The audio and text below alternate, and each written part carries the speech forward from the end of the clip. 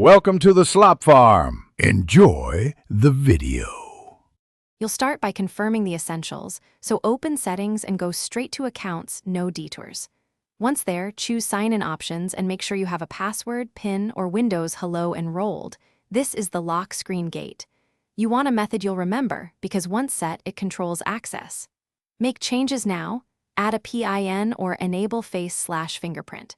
After you add credentials, move to personalization, so the lock behavior and timeout settings match what you need.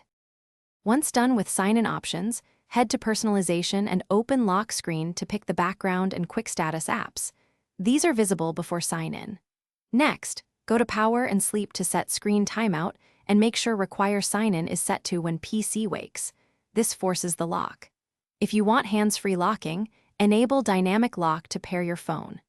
Make sure Windows Hello and privacy options are tested so the lock engages reliably when expected. Now finalize by testing. Press Windows +L to lock immediately and verify you see the sign-in prompt. If that works, the setup is complete.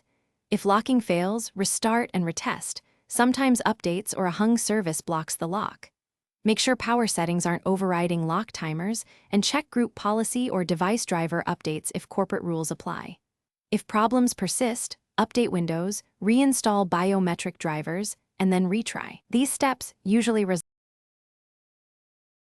Thanks for watching.